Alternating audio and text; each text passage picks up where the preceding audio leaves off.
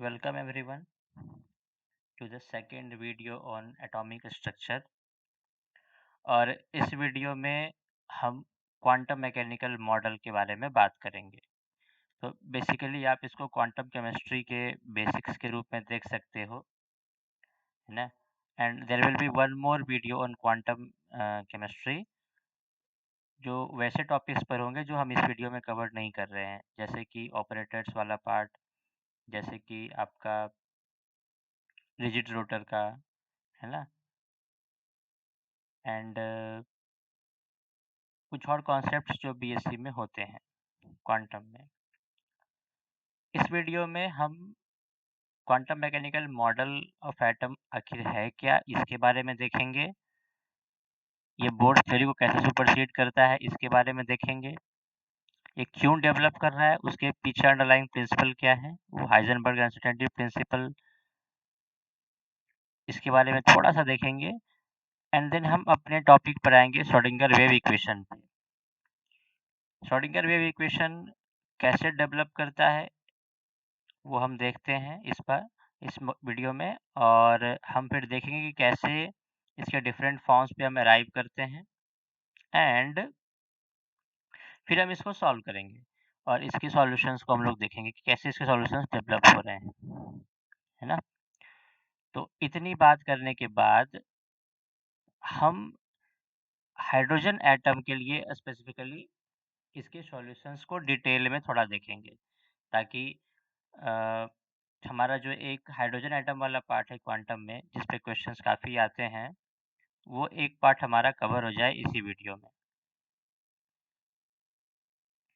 तो बाकी particle in a box and other systems के बारे में हम नेक्स्ट वीडियो में देख लेंगे। क्योंकि बेसिक्स थोड़े से हम यहाँ पे देखने वाले हैं, तो उसके साथ हम थोड़ा सा एडवांस्ड कॉन्सेप्ट भी देख लेंगे हाइड्रोजन एटम का, तो इसमें कोई दिक्कत नहीं है, एक ही फ्लो में चलेगा। एंड देन हम जो है सॉल्यूशंस को करने के बाद हम वेव फंक्शंस के पिक्टोरियल रिप्रेजेंटेशन को देखेंगे। एंड देन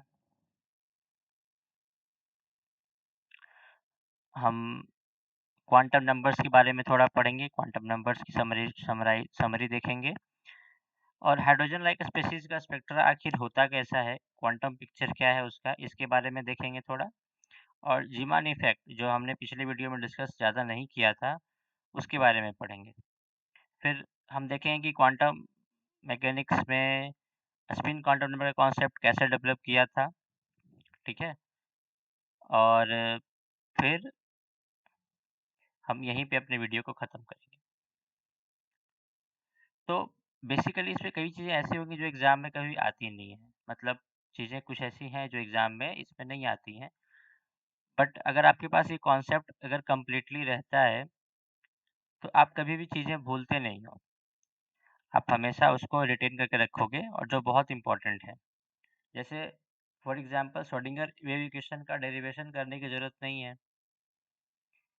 कैसे वो मतलब हम उस इक्वेशन पे अराइव करते हैं, बट मैंने इसलिए बता दिया है क्योंकि एग्ज़ाम में कई बार उसके अलग-अलग फॉर्म से क्वेश्चन आते रहे हैं, पहचानने को इधर दिया जाता है, तो आप कई बार भूल जाते हो कि कब क्या कहाँ पे क्या आ गया। तो अगर आपको पता होगा ना कि वो कैसे डेवलप किया है, तो आप एग्ज़ाम में थोड़ा-सा भूल भी जाओगे अगर ना, तो किसी न किसी तरीके से आप आंसर पे अराइव कर जाओगे, क्योंकि आपके पास 4 ऑप्शन तो वहाँ पे अवेलेबल हैं। उसी तरीके से जैसे कि quantum number spin quantum number का कॉन्सेप्ट कैसे डेवलप किया, इसके बारे में जानने की ज़रूरत नहीं है, बट थोड़ा हम इसको देख लेंगे, ताकि आपके मेमोरी में रिटेन रहे कि चीज़ें कैसे क्वांटम में आई हैं। तो शुरू करते हैं इस वीडियो को। थोड़ा आप लोग कंसंट्रेट होके रहना, क्योंकि वीडियो में भी लंबी हो जाए। तो पहला टॉपिक हमारा है quantum mechanical model of atom. और ये स्निप जो है, ये जो स्नैपशॉट है, ये एनसीईआरटी का है, और मैं चाहता हूँ कि आप इसको थोड़ा रीड करें और इससे समझें कि आखिर ओवरऑल क्वांटम मैकेनिकल मॉडल में होता क्या है, इंपॉर्टेंट फीचर्स क्या होते हैं क्वांटम मैकेनिकल मॉडल के। तो देखो, क्वांटम मैकेनिकल मॉडल में जो है ना, हम स्ट्रक्चर ऑफ एटम की बात करते हैं, ठीक, ये तो क्लियर है।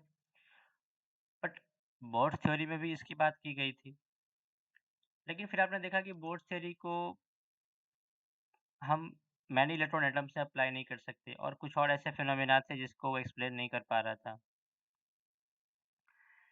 तो उसको सुपरसीड करते हुए एर्विन श्रोडिंगर ने ये थ्योरी डेवलप की थी। एर्विन श्रोडिंगर एंड हाइजेनबर्ग, दोनों ने।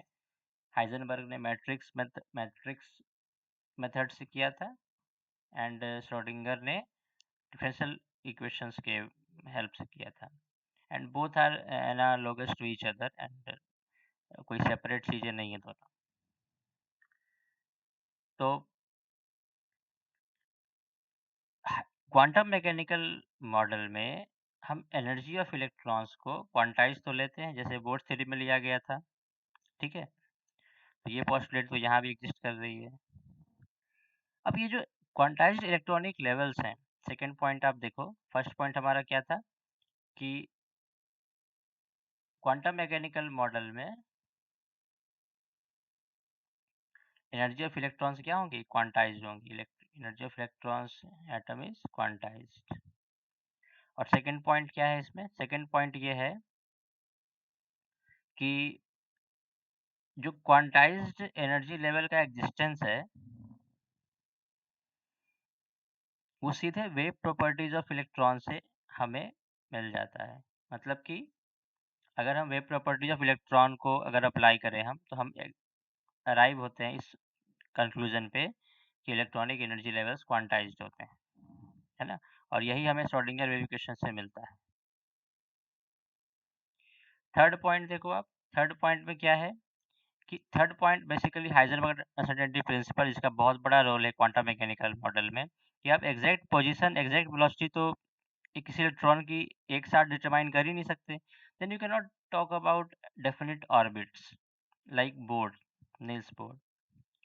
तो वहाँ पे आपको जो है ना, एक डेफिनेट पिक्चर से आपको एक प्रोबेबिलिस्टिक पिक्चर पे जाना होगा, and that is what quantum chemistry does, ठीक है। तो हम सिर्फ प्रोबेबिलिटी ऑफ इलेक्ट्रॉन की बात कर सकते हैं, probability of finding the electron की बात कर सकते हैं at different points in an atom. This is the one thing. Like fourth point क्या है कि अगर आपके पास कोई एटॉमिक ऑर्बिटल निकल के आता है सॉल्यूशन से, तो एटॉमिक ऑर्बिटल बेसिकली एक वेव फंक्शन होता है जिसको हम श्रोडिंगर वेव इक्वेशन को सॉल्व करके गेन करते हैं। सो this is the one thing.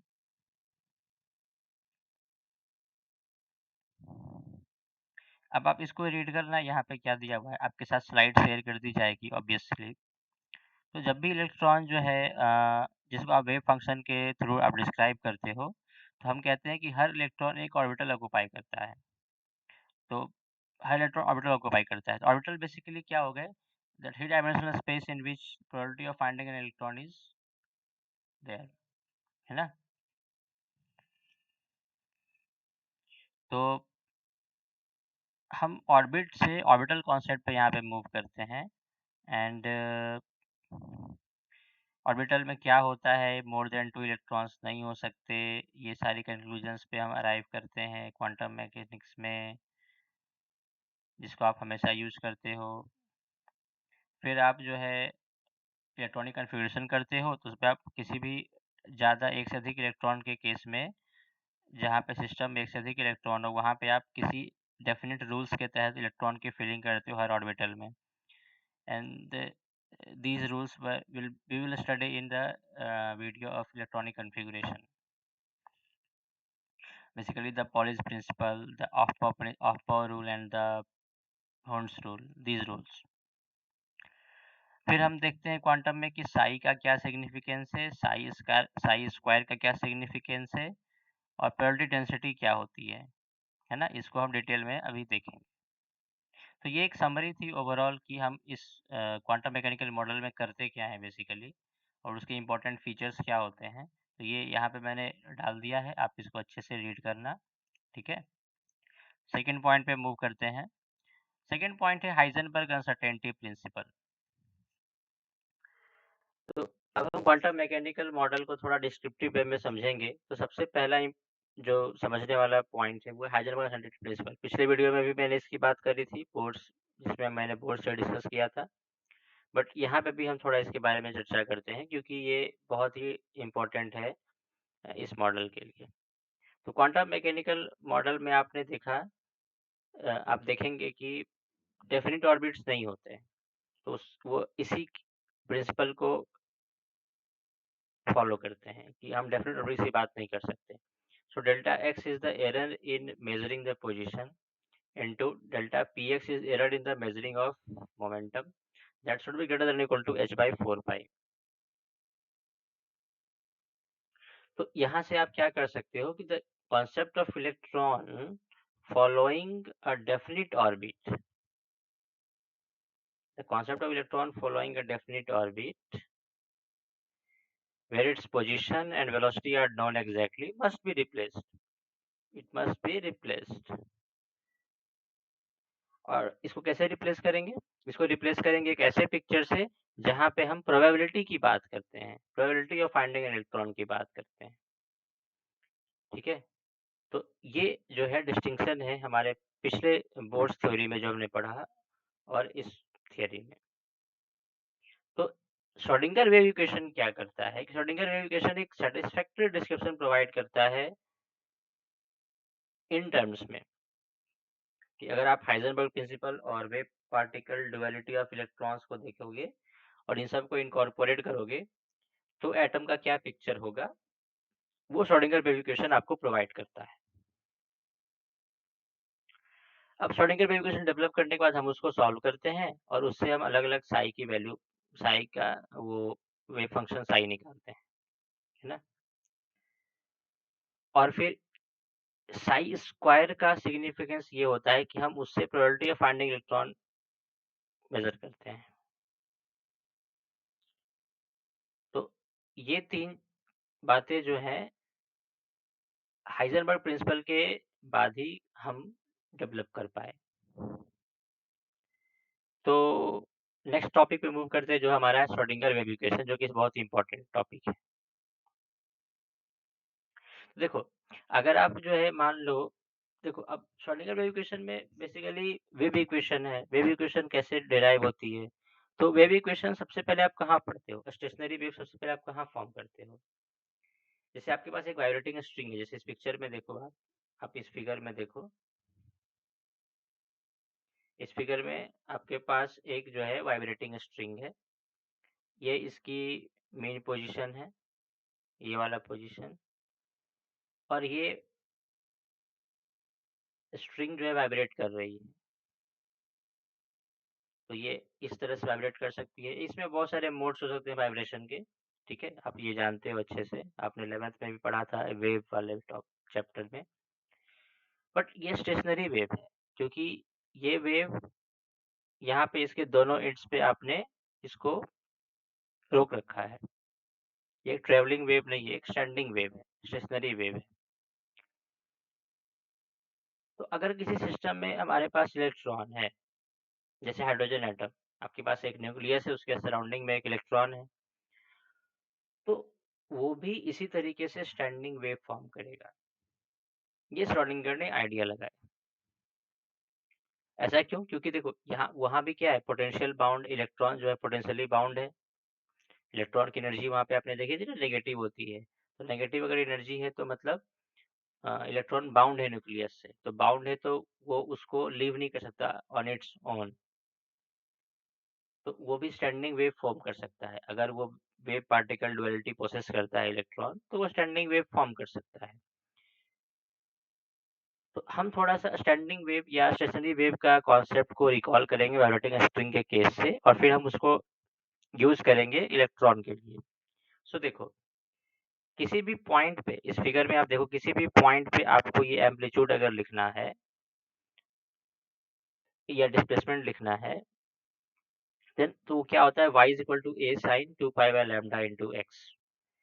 तो ध्यान दो, यहाँ पे मैंने टाइम वेरिएशन नेग्लेक्ट कर दिया है और मैंने सिर्फ पोजीशन वेरिएशन लिया है ना, कि पोजीशन के साथ y कैसे वेरी कर रही है, that is sinusoidal variation.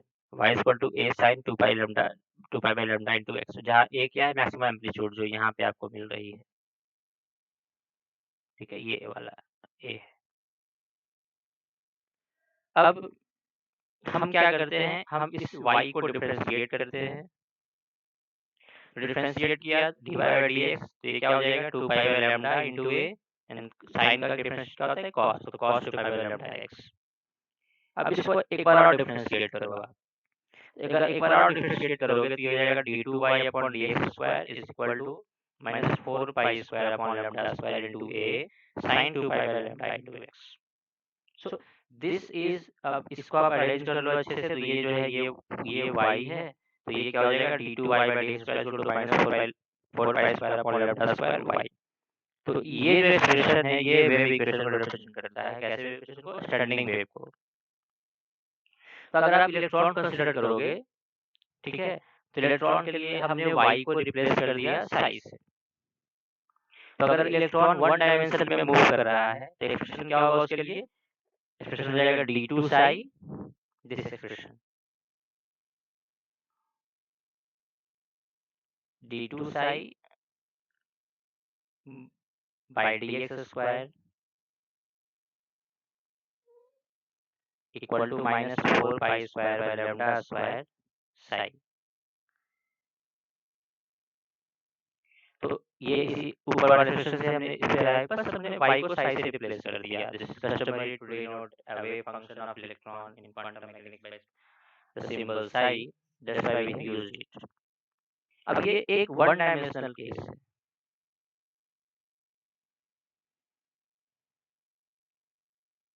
But electron तो थ्री डायमेंशनल स्पेस में एग्जिस्ट कर रहा है। एटम जो है थ्री डायमेंशनल एक है। तो हम क्या करेंगे, हम इस एक्सप्रेशन को जनरलाइज करेंगे थ्री डायमेंशंस और देखेंगे कि क्या होता है। तो यहाँ पे सिर्फ x कोऑर्डिनेट है, अगर आप इसको थ्री डायमेंशन में जनरलाइज करो x y z के लिए, तो जो डेरिवेटिव्स हैं वो पार्शियल डेरिवेटिव्स चेंज हो जाएंगे और साई तो रह ही जाएगा। तो एक्सप्रेशन क्या बनेगा, del two psi upon del x square plus del two psi upon del y square plus del two psi upon del z square is equal to minus 4 pi square by lambda square into psi. तो इस expression को हमने क्या किया, generalise कर दिया इस तरीके से। यहाँ पे साई क्या है, psi is a function of x y and z. यहाँ पे साई फंक्शन सिर्फ एक्स का था यहाँ पे, और यहाँ पे साई फंक्शन क्या है, एक्स वाई जेड का फंक्शन है। अब इस एक्सप्रेशन में हम क्या करते हैं, हम इसको थोड़ा रिड्यूस करके देखते हैं कि कैसे इसको लिख सकते हैं। अब ये तो बहुत बड़ा सा दिख रहा है ना, इसको रिड्यूस करके देखेंगे क्या होता है। तो जो del two upon del x two plus del two upon del y two plus del two upon del z two वाला जो टर्म है, इसको हम लिखते हैं इस सिंबल से, और ये कहलाता है Laplacian operator.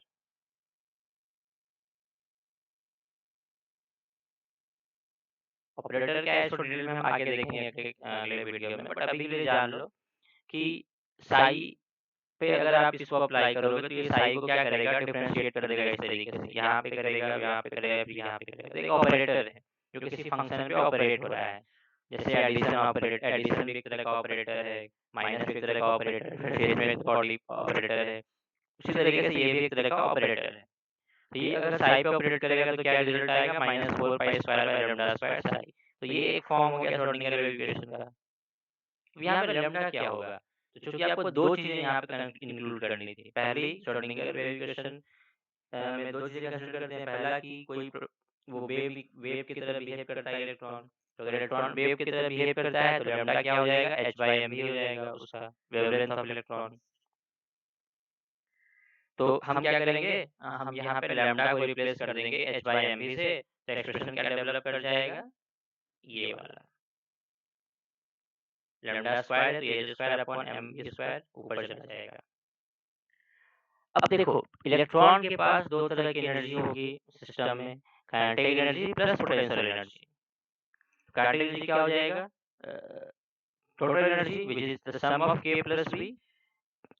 So this k is equal to e minus v। मतलब टोटल एनर्जी में हमने क्या किया, पोटेंशियल एनर्जी को सब्ट्रैक्ट कर दिया। So k is equal to e minus v।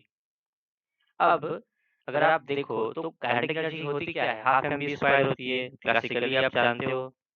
तो हाफ mv स्क्वायर हमने क्या किया, यहाँ पे वेलोसिटी निकाली है, ये वेलोसिटी है, ये v अलग है और ये कैपिटल V अलग है।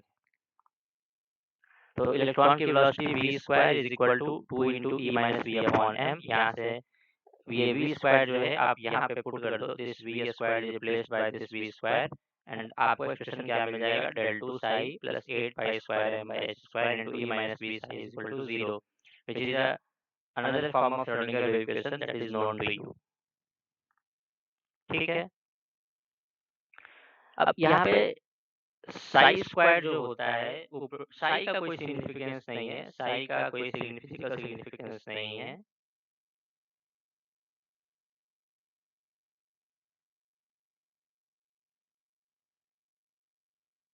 बट साई स्क्वायर जो है प्रोबेबिलिटी डेंसिटी को बताता है, और साई स्क्वायर डीवी क्या करता है, साई स्क्वायर डीवी ये बताता है कि हम किसी डीवी वॉल्यूम में, डेरिवेटिव वॉल्यूम डीवी में इलेक्ट्रॉन की प्रोबेबिलिटी कितनी होगी वहां पे मिलने की, है ना। तो ये दो चीजें होती है, इसको हम आगे डिटेल में थोड़ा देखेंगे, बट अभी के लिए थोड़ा जान लो इसको। तो del 2 psi प्लस आप इसको क्या करो ना, इस वाले जो ग्रीन वाला बॉक्स है, इससे आप क्या करो, एक्सप्रेशंस को थोड़ा तोड़ मतलब कि एक्सपैंड करो, तो एक्सपैंड ये बनेगा ई साई और बी साई वाला टर्म अलग अलग हो जाएगा यहाँ पे। अब क्या करो, आप ई साई वाला टर्म को उस साइड भेज दो, तो नेगेटिव साइन उस साइड चला गया, और इसको जरा आप यहाँ से ये ई साई को छोड़ दो और बाकी जो कांस्टेंट टर्म है ना सबको आप ये जो है डिवीजन में ले आओ बाहर में, ठीक है। तो ये कुछ ऐसा बनेगा, ये वाला expression minus H cut square upon 2m, जहाँ पे एच कट क्या होता है, h by 2 पाई, इसको हम रेड्यूस्ड प्लैंक्स कांस्टेंट भी कहते हैं। तो ये h cut square upon 2m into del 2 plus v into psi is equal to E psi. तो यहाँ पे फिर देखो एक ऑपरेटर की तरह आपको दिखने लगेगा, तो ये भी एक तरह का ऑपरेटर है, इसको कहते हैं total energy operator, and this is known as Hamiltonian operator, h hat, है ना। This h hat into psi is equal to e into psi, ये भी एक श्रोडिंगर इक्वेशन का वेल नोन फॉर्म है, और आपको 12th क्लास के बुक 11th क्लास के बुक में जो है ना यही वाला एक्सप्रेशन बस लिखा गया था बुक में, और कहा गया था कि एक हैमिल्टोनियन ऑपरेटर है, टोटल एनर्जी ऑपरेटर है, और अगर आप इस इक्वेशन को सॉल्व करते हो आपको क्या मिलेगा, साई मिलेगा और आपको ई मिलेगा, है ना, साई मिलेगा और ई मिलेगा। सो अब हम बहुत सारे फॉर्म्स देख चुके हैं श्रोडिंगर वेव इक्वेशन का, ऊपर एक फॉर्म देखा, फिर दूसरा फॉर्म देखा, फिर तीसरा फॉर्म देखा, हैमिल्टोनियन वाला फॉर्म।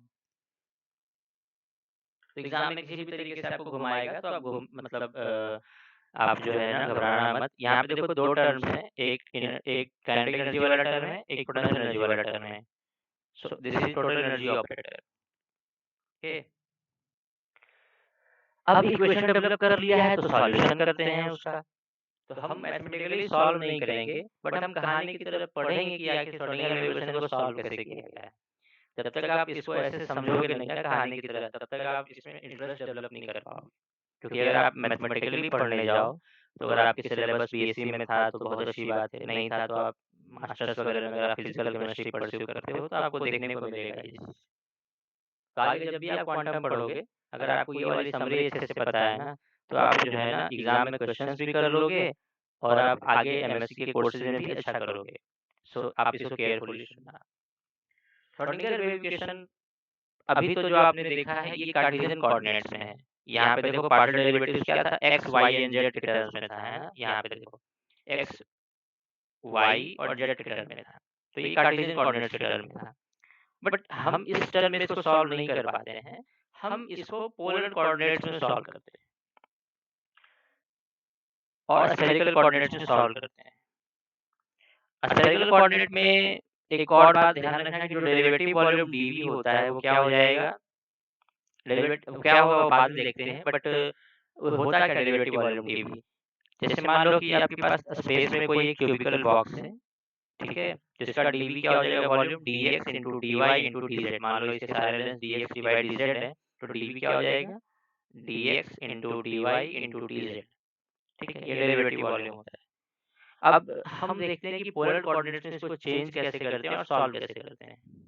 तो देखो, इस वेव इक्वेशन को सॉल्व करने के लिए हम क्या करते हैं, पोलर कोऑर्डिनेट्स में ट्रांसफॉर्म करते हैं सारी चीज़ों को। तो पोलर कोऑर्डिनेट्स में एक्स को ट्रांसफॉर्म करने का तरीका क्या है, देखो ध्यान से आप look at this picture carefully. X को हम चेंज करते हैं, अब पोलर कोऑर्डिनेट में देखो होता क्या है, कार्टेशियन कोऑर्डिनेट में एक्स वाई एंड जेड होता है, और पोलर कोऑर्डिनेट में हम क्या इसको किस पे करते हैं, आर थीटा एंड फाई में, आर थीटा एंड फाई में। ये डिफरेंस है स्फेरिकल कोऑर्डिनेट्स में और पोलर स्फेरिकल कोऑर्डिनेट में और कार्टेशियन कोऑर्डिनेट में। अब ये आर कैसे मेजर करते हैं, तो आर ऑरिजिन, मान लो ये पॉइंट है m2, यहाँ इस ग्राफ में देखो ये पॉइंट है m2, तो इस पॉइंट पे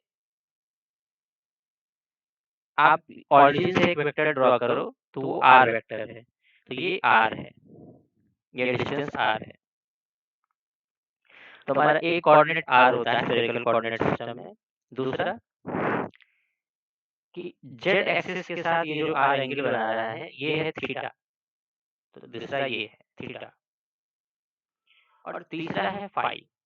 तो इस आर का जो एक्स वाई प्लेन में जो प्रोजेक्शन होगा, ये वाली जो लाइन देख रहे हो ना आप, ये वाली लाइन जो मैं ब्लू कलर से ड्रॉ कर रहा हूँ, ये इस आर का आर वेक्टर का x y coordinate, x y plane में प्रोजेक्शन है, और ये प्रोजेक्शन जो है एक्स के साथ, एक्स एक्सिस के साथ जो एंगल बनाती है वो है फाई। ठीक है, तो आप रिलेशन यहाँ से डेवलप कर सकते हो, x is equal to r sine theta cos phi, x y is equal to r sine theta sine phi, and z is equal to r cos theta. ये तो सिंपल है, z is equal to r cos theta, तो r का component मिल जाएगा z के along. अब are का कंपोनेंट आपको चाहिए एक्स वाई के अलोंग। ठीक है, तो ये आर है, ये कॉस, तो ये अगर जेड आर कॉस थीटा है तो साइन थीटा कहाँ पे इसका लाई करेगा, यहाँ पे लाई करेगा, ये वाला, ये हो जाएगा आपका आर साइन थीटा। ठीक है, और इसके अलावा अगर आपको इसका निकालना है वो तो r sine theta into cos phi, तो आपको एक्स कंपोनेंट मिल जाएगा, और वाई कंपोनेंट क्या हो जाएगा इसका, r sine theta sine phi, है ना। तो यहाँ से ये तीन एक्सप्रेशन डेवलप करते हैं, और आपको जो है ना इसको ध्यान रखना है, कई बार एग्जाम में ये जो है ना आ जाता है, कभी कभी जैम में भी आता है, और कभी कभी आपको एमएससी के एंट्रेंस जो होते हैं यूनिवर्सिटीज के, उसमें भी आपको देखने को मिलता है। तो आप ये डायग्राम भले मत याद रखो, लेकिन आप ये वाला जरूर याद रखना कि एक्स वाई जेड को जब कार्टेशियन कोऑर्डिनेट से एक्स वाई जेड को जब पोलर कोऑर्डिनेट में कन्वर्ट करते हैं तो क्या रिलेशन हम यूज करते हैं, तो ये रिलेशन यूज करते हैं। दूसरा, अभी हमने देखा डेरिवेटिव वॉल्यूम क्या होता है कार्टेशियन कोऑर्डिनेट में, dv is equal to dx dy dz, है ना।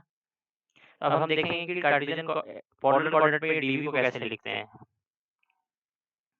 तो पोलर कोऑर्डिनेट में हम जो dv को लिखने का तरीका होता है वो होता है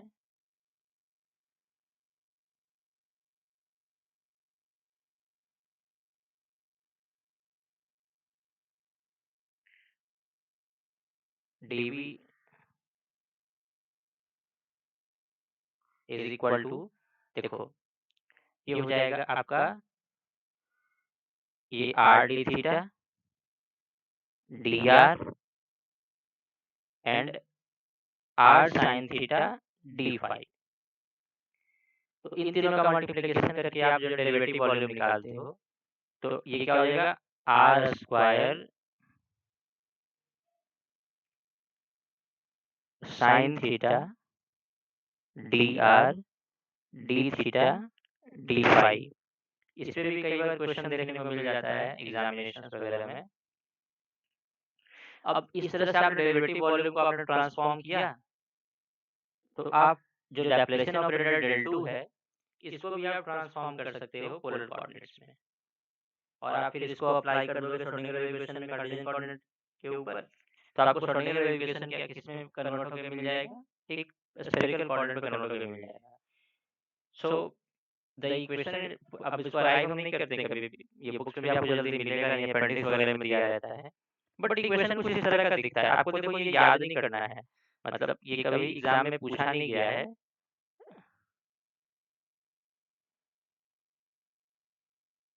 ठीक है, आपको याद नहीं करना है, बट आप ध्यान रखो कि ये इक्वेशन इस तरह का जनरेट होता है। यहाँ पे देखो पहले psi as a function of x y z था। अब देखो यहाँ पे कहीं भी एक्स वाई जेड नहीं दिख रहा है इक्वेशन में। यहाँ पे h cut psi is equal to E psi तो है, बट यहाँ पे सिर्फ आपको आर थीटा एंड फाई दिख रहा है, और डेरिवेटिव भी उसी के टर्म में है, d upon d r, del upon del theta and del upon del phi, इस तरीके से। और आपको यहाँ पे एक म्यू दिख रहा होगा, ये म्यू मास ऑफ इलेक्ट्रॉन नहीं है, ये म्यू रिड्यूस्ड मास है। हम इलेक्ट्रॉन का रिड्यूस्ड मास यूज कर इलेक्ट्रॉन का हम रिड्यूस्ड मास यूज करते हैं। ठीक है, अब देखो इसको सॉल्व कैसे करते हैं। अगेन हम कहानी इसकी जान ले सारी तो हमारे लिए काफी अच्छा होगा। तो हम क्या करते हैं, साई को 3 फंक्शंस का मल्टीप्लिकेशन ले लेते हैं, क्योंकि यहाँ पे देखो इस इक्वेशन में 3 वेरिएबल्स हैं, आर थीटा एंड फाई। तो साइन साई को हम क्या करते हैं, 3 वेरिएबल्स अलग अलग सेपरेबल फॉर्म में, सेपरेट इक्वेशंस के फॉर्म में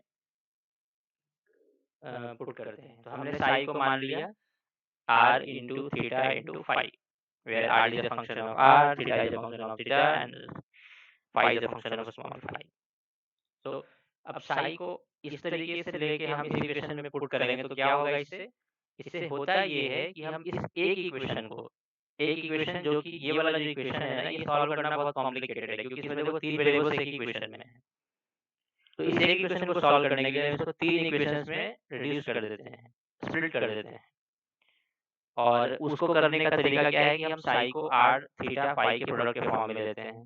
तो इस फंक्शन को आपने यहाँ पे पुट कर दिया साई को, और आपको क्या मिलता है, समरी क्या है उसकी, कि हमें 3 इक्वेशंस मिलते हैं,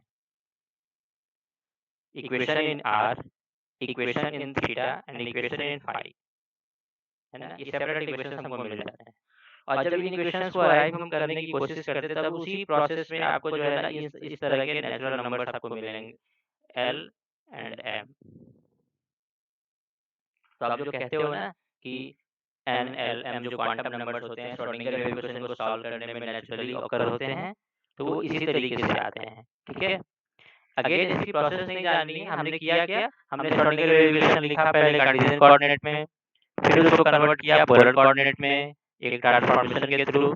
ठीक है, फिर उसको सेपरेट किया 3 सेपरेबल इक्वेशंस में, क्योंकि एक इक्वेशन में 3 वेरिएबल्स रहेंगे तो सॉल्व करना मुश्किल है। सेपरेट करके 3 इक्वेशन जनरेट कर दी। अगेन ये तीनों इक्वेशन आपको याद नहीं करने हैं, कोई जरूरी नहीं है इसको याद करना, आप बस देखते चले जाओ, क्योंकि आपको अगर पूरी कहानी पता रहेगी तो आप अच्छे से जो है ना श्रोडिंगर वेव इक्वेशन वाले कॉन्सेप्ट को अच्छे से रखोगे दिमाग में। तो 3 इक्वेशन में आप इसको सेपरेट कर लेते हो। अब इन तीनों को सॉल्व किया जाता है, इन तीनों को सॉल्व करना पॉसिबल है। अगेन हमें सॉल्व नहीं करना है, आप केमिस्ट्री में भी ज़्यादा सॉल्व करने की जरूरत नहीं पड़ेगी, एडवांस कोर्सेज में आप सॉल्व करने का ट्राई करोगे। बट होगा क्या कि सॉल्यूशन आपको मिलेगा तो आपको क्या मिलेगा, ये वाला फंक्शन मिलेगा आर आर वाला, थीटा थीटा वाला और फाई फाई वाला। अब हम वापस से साई कैसे पाएंगे, हम इन सब तीनों को मल्टीप्लाई कर देंगे तो वापस से हमको साई मिल जाएगा। तो ऐसा तो है नहीं कि आपको एक ही फंक्शन मिलता है सॉल्यूशन करने में, आपको बहुत सारे फंक्शंस मिलते हैं, तो आपको बहुत सारे साई आपको मिलेंगे। ठीक है, तो अब ये आर थीटा एंड फाई दिखाता क्या है, देखो तो आर जो है ना साइज को डिनोट करता है, डिस्टेंस फ्रॉम न्यूक्लियस को डिनोट करता है और एनर्जी को डिनोट करता है।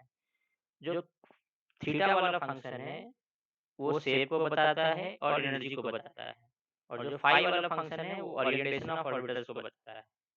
ठीक है, तो आर वाले इक्वेशन में आपको जो है ना, आर में जो है ना आपको एन मिलेगा, एल मिलेगा।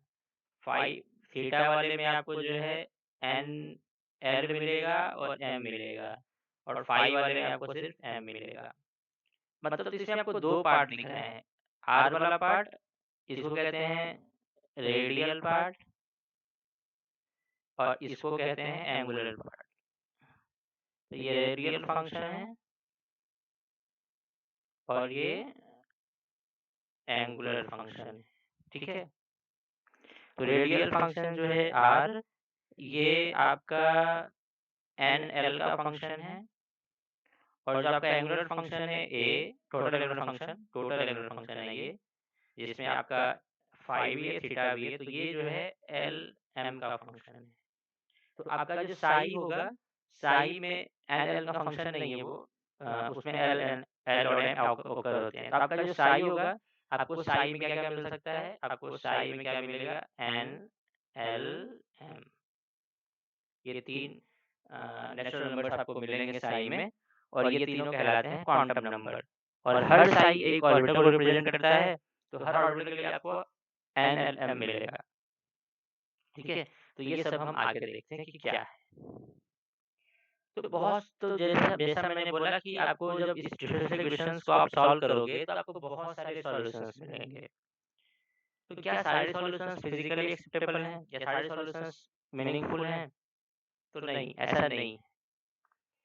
कुछ क्राइटेरिया है जो ये डिसाइड करती है कि कौन से सॉल्यूशंस एक्सेप्टेबल है वेव इक्वेशन के लिए। जैसे मैथ में कई बार आप नहीं रूट सॉल्व करते हो तो आपको इमेजिनरी रूट्स मिल जाते हैं, तो आप कहते हो कि एक्सेप्टेबल नहीं है, तो जो दूसरा वाला आया है वो मेरा करेक्ट रूट है। उसी तरीके से यहाँ पे जब आप डिफरेंशियल इक्वेशन को सॉल्व कर रहे हो तो आपको बहुत सारे सॉल्यूशंस मिल रहे हैं, तो कुछ सॉल्यूशन आपके एक्सेप्टेबल है, कुछ एक्सेप्टेबल नहीं है। तो एक्सेप्टेबल सॉल्यूशन की क्राइटेरिया क्या क्या होती है? तो कुछ प्रॉपर्टी जो फॉलो करने चाहिए। पहला क्या है कि जो फंक्शन साई आपको मिल रहा है ये कंटिन्यूअस होना चाहिए। दूसरा क्या है कि साई का वैल्यू सिंगल, मतलब साई एक सिंगल वैल्यूड फंक्शन होना चाहिए कि एक पॉइंट पे इसका एक ही वैल्यू। ठीक है। तीसरा क्या है कि साई जो है फाइनाइट हो। ठीक है, साई जो है फाइनाइट हो। और चौथा ये है कि पूरे रीजन में, जिस रीजन में आप इस इक्वेशंस को सॉल्व कर रहे हो, उस पूरे रीजन पे प्रोबेबिलिटी जो होगी इलेक्ट्रॉन के मिलने की वो 1 होगी। तो अगर आप -∞ प्लस ∞ पे आप सॉल्व कर रहे हो, तो -∞ प्लस ∞ में साई स्क्वायर डीवी का प्रोबेबिलिटी होता है इलेक्ट्रॉन के मिलने का। साई स्क्वायर ये डीवी है, तो साई स्क्वायर डीवी क्या हो जाएगा? 1 होना चाहिए। किस रीजन में? -∞ प्लस ∞ के रीजन में। तो इस रीजन में अगर आप इसको इंटीग्रेट करोगे तो ये आंसर 1 आना चाहिए। और इस कंडीशन से जो है ना, हम नॉर्मलाइज करते हैं किसी भी वेव फंक्शन को। इस कंडीशन से हम किसी भी वेव फंक्शन को नॉर्मलाइज करते हैं।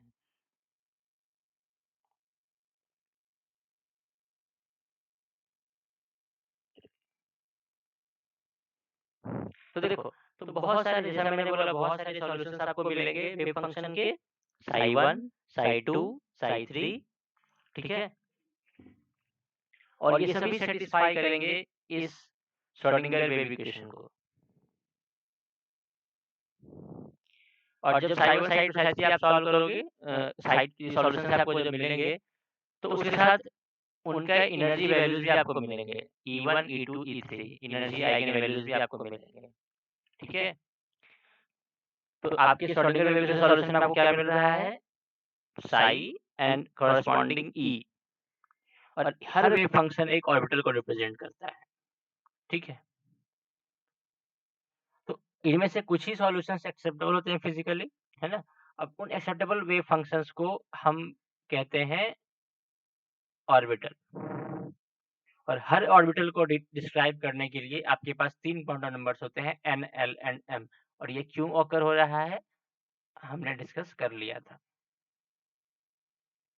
तो साई जो है, साई n, l, m, ये एक ऑर्बिटल को रिप्रेजेंट करता है। तो हर n, l, m की वैल्यू के लिए आपको एक यूनिक ऑर्बिटल मिलेंगे, और उस ऑर्बिटल में इलेक्ट्रॉन्स रिसाइड करते हैं। सो दिस इज द थिंग। अब n के बारे में बात करेंगे। n जो है एनर्जी को रिप्रेजेंट करता है, बट l क्या है? l जो है शेप ऑफ ऑर्बिटल को रिप्रेजेंट करता है। l की वैल्यूज क्या क्या पॉसिबल है? 0, 1, 2, 3। अच्छा, l इक्वल टू 0 है तो spherical shape, l equal to 1 है तो dumbbell shape, l equal to 2 है तो डबल डम्बल शेप, और l इक्वल टू 3 है तो कॉम्प्लेक्स शेप होता है, जिसके बारे में हम नहीं पढ़ते हैं जनरली। इन चीज़ों को भी आगे हम देखेंगे कि ये शेप्स कैसे हैं। For the time being, just note down that L can have values from 0, 1, 2, 3 and so on. ठीक है, तो L इक्वल टू 0 का स्फेरिकल शेप कहते हैं, तो आपको पता है कि यहाँ से आप जो है ना s ऑर्बिटल का रिप्रेजेंट करते हो। इससे आप बोलते हो कि ये p ऑर्बिटल है, इससे बोलते हो आप d है और इससे बोलते हो f ऑर्बिटल है। और ये symbol s p d f है ना, ये स्पेक्ट्रोस्कोपिक टर्म्स हैं जो आपको इन वर्ड से आते हैं। शार्प से S आया, प्रिंसिपल से P आया, डिफ्यूज से D आया और फंडामेंटल से F आया। ये टर्म्स स्पेक्ट्रोस्कोपी में यूज होते हैं और ये लाइंस को डिस्क्राइब करने के लिए यूज होते हैं। किसी भी एटॉमिक स्पेक्ट्रा में जो लाइंस होती हैं उनको डिस्क्राइब करने के लिए ये यूज होते हैं। और यहीं से ये symbols S p D F लिए गए हैं इसको रिप्रेजेंट करने के लिए, L इक्वल टू 0 को, L इक्वल टू 1 को, L इक्वल टू 3 को। ओके, नाउ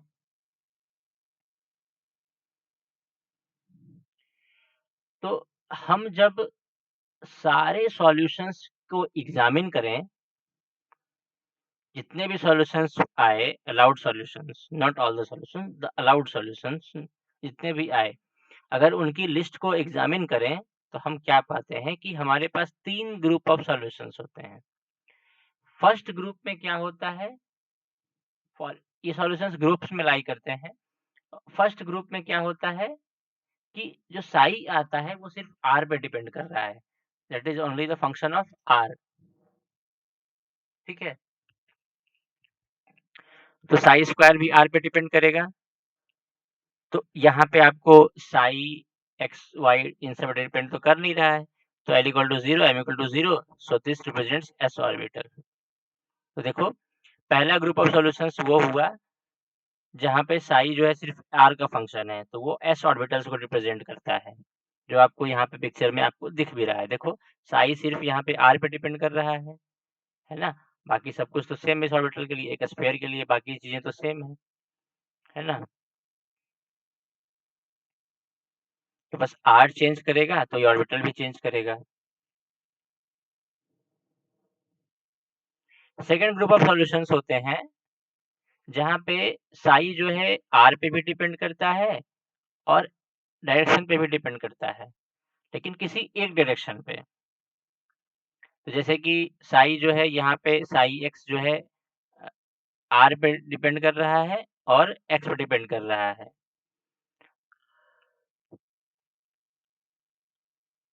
तो ये px ऑर्बिटल को रिप्रेजेंट कर रहा है। उसी तरीके से साई y जो है r पे डिपेंड कर रहा है और y पे डिपेंड कर रहा है। ये दो फंक्शंस का मल्टीपल है, ठीक? और उसी तरह से r पे और z पे। तो होता क्या है, आप ऐसे ध्यान रखो, तो इसमें क्या हो रहा है कि जो p ऑर्बिटल है वो यहाँ पे आपको मिल रहा है इन सॉल्यूशन से। तो इन सॉल्यूशंस के लिए L इक्वल टू 1, चूँकि ये वन डायरेक्शन पे डिपेंड कर रहा है, और इसके लिए 3 m की पॉसिबल वैल्यूज़ होती हैं। आप ये बेसिक्स जानते हो कि m की पॉसिबल वैल्यूज़ क्या होती है, 12 + 1 वैल्यूज़ पॉसिबल है, -l से लेके +l तक। तो -1, 0, +1। तो ये 3 डीजेनरेट ऑर्बिटल्स होते हैं, जिनकी एनर्जी, शेप एंड साइज़ क्या होती है, आइडेंटिकल होती है। तो एक ये है, एक ये है, एक ये है। These are 3 p orbitals, which are identically energy, shape and size and are called degenerate orbitals. तो ये सेकंड ग्रुप ऑफ सॉल्यूशंस हो गए। अब थर्ड ग्रुप ऑफ सॉल्यूशंस जो आपको श्रोडिंगर वेव इक्वेशन से मिलता है, उसमें साई जो है ना r पे डिपेंड करता है और दो फंक्शंस पे डिपेंड करता है, x एंड y पे, या फिर y एंड z पे, या फिर z एंड x पे, इस तरीके से। तो इसके लिए L की वैल्यू क्या हो जाएगी, क्योंकि दो डायरेक्शन पे डिपेंड कर रहा है, तो L की वैल्यू 2 हो जाएगी। तो M की वैल्यू क्या पॉसिबल है, -2 से लेके +2 तक, यानी 5 पॉसिबल वैल्यूज हैं M की। तो ये d ऑर्बिटल को रिप्रेजेंट करते हैं, जिसमें कि 5 डीजेनरेट d ऑर्बिटल्स होते हैं। ये क्या है, ये रिप्रेजेंट कर रहा है dxy को,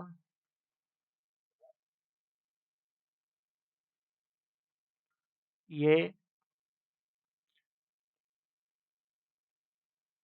dzy को,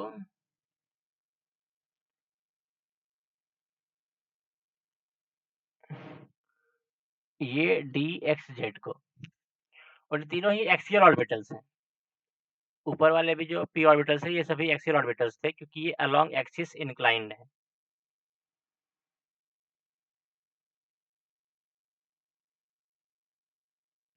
सॉरी, ये ऑर्बिटल एक्सियल नहीं है, p ऑर्बिटल्स ये सारे एक्सियल थे, ठीक है। अब इनके दो पॉसिबल और भी d ऑर्बिटल्स हो सकते हैं। क्या-क्या है?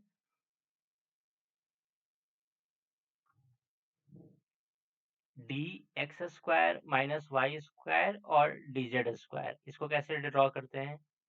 तो देखो dx² माइनस y² में क्या होगा, x इक्वल टू y और x equal to minus y जो होगा ये एसिम्प्टोट्स होगा इसका, मतलब यहाँ पे फंक्शन अप्रोच नहीं करेगा। तो आपको ऑर्बिटल्स कैसे मिलेंगे? कुछ इस टाइप के।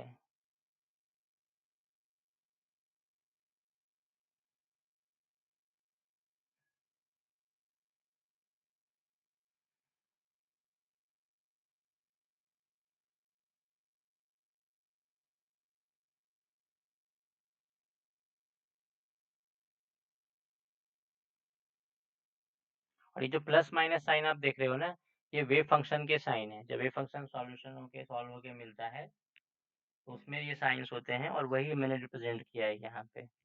ये आपका d² माइनस y² हो गया और dz² होता है कि वो z के अलोंग इंक्लाइंड होता है। और ये इसमें एक डोनट शेप्ड रिंग होती है।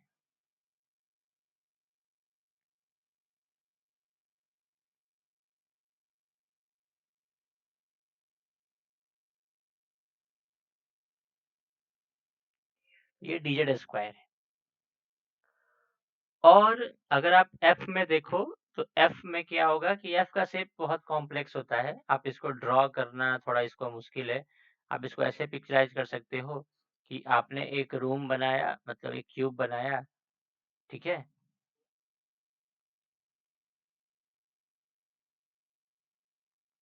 जैसे कि आपने क्यूब बनाया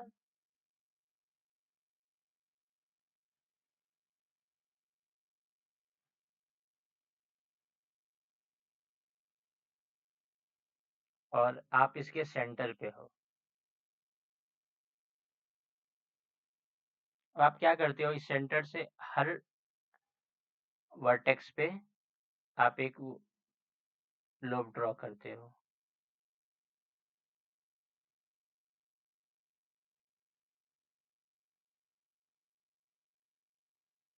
इस तरीके से तो कुछ ऐसा शेप होता है f ऑर्बिटल का, इसलिए इसको हम कॉम्प्लेक्स शेप कहते हैं। ये सिर्फ इकलौता शेप नहीं है, बट इसके बारे में पढ़ते नहीं है क्योंकि कॉम्प्लेक्स शेप्स होते हैं इनके। तो ये बातें आपको पता होनी चाहिए कि क्या हमने गेन किया इक्वेशन को सॉल्व करके, ठीक है।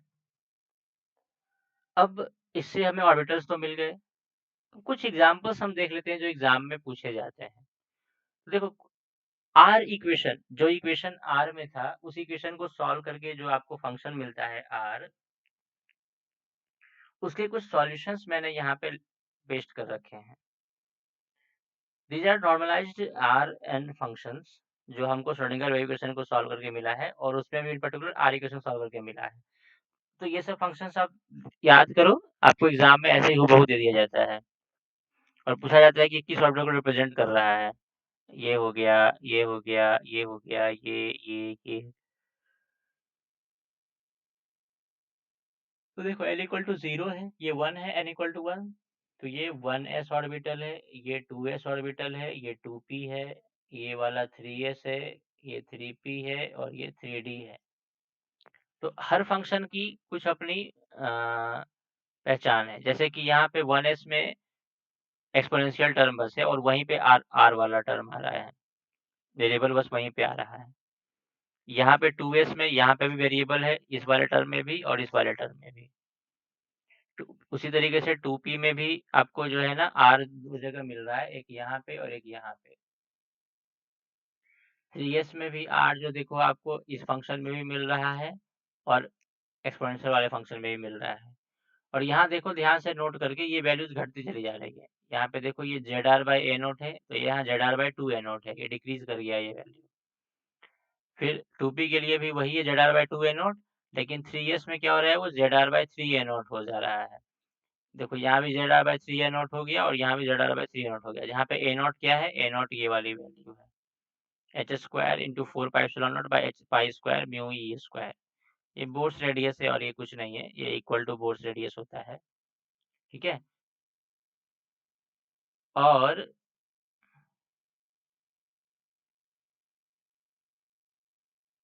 ध्यान देने वाली बात ये है कि अब जैसे देखो, अब यहाँ पे 3 वाले में देखो, यहाँ पे 3A0, यहाँ पे भी 3A0, यहाँ पे भी 3A0।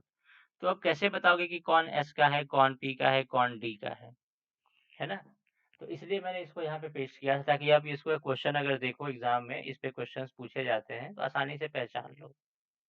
ठीक है, तो जो D वाला फंक्शन है, देखो D वाले फंक्शन में R² बस यहाँ पे मल्टीप्लाई में आ रहा है। ठीक है, लेकिन यहाँ पे R² का एक क्वाड्रेटिक फंक्शन है, यहाँ पे बस R² वाला टर्म, और 3s ऑर्बिटल में एक क्वाड्रेटिक टर्म है, यहाँ भी R² R और एक कांस्टेंट। देखो बाकी सब तो यहाँ पे कांस्टेंट है ही, ये वाला कांस्टेंट यहाँ पे भी आपको दिख रहा है, यहाँ पे नॉर्मलाइजेशन कांस्टेंट्स है, ये नॉर्मलाइज करके मिलता है, ये सब आपको दिख ही रहा है। बट इसमें जो A0, 2A0, 3A0 बता रहा है, ये बता रहा है आपका कि वो किस ऑर्बिटल को रिप्रेजेंट कर रहा है, n की वैल्यू क्या है उसके लिए। ठीक है, ये ध्यान रखना आप।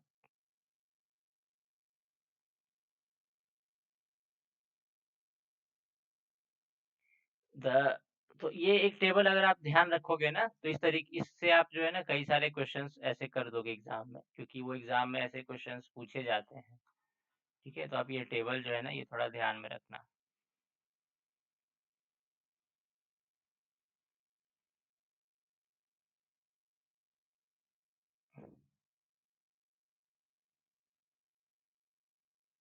ये डिलीट करने की जरूरत नहीं है।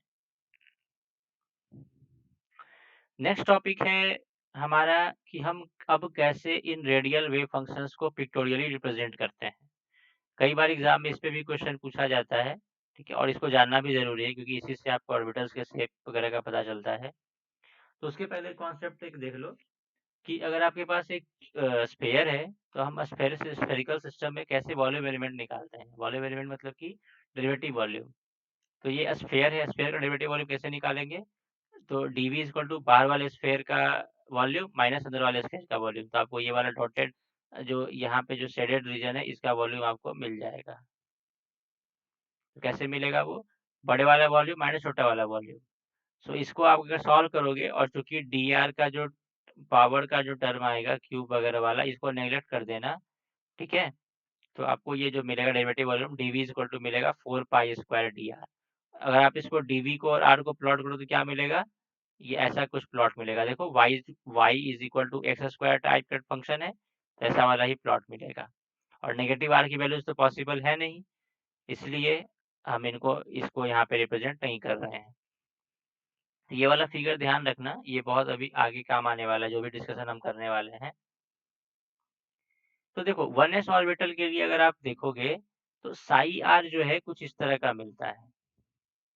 ठीक है, तो ये उसको आप रेडियल फंक्शन बोलो या साई आर बोलो, एक ही चीज है, दोनों सिंबल बस अलग है। तो ये कुछ इस तरह का मिलता है, बट इसका जो साई स्क्वायर अगर करोगे, तो ये थोड़ा सा इस तरह का हो जाएगा फंक्शन। लेकिन इंटरेस्टिंग बात ये है कि अगर आप इस साई स्क्वायर वाले प्लॉट को, अगर आप ये डीवी वाले प्लॉट से अगर मल्टीप्लाई कर दो, आप अगर इस प्लॉट को और इस प्लॉट को मल्टीप्लाई कर दो, तो आपको ये वाला प्लॉट मिलेगा, psi square d v versus r. और ये जो है, ये रिप्रेजेंट करता है रेडियल प्रोबेबिलिटी डिस्ट्रीब्यूशन को।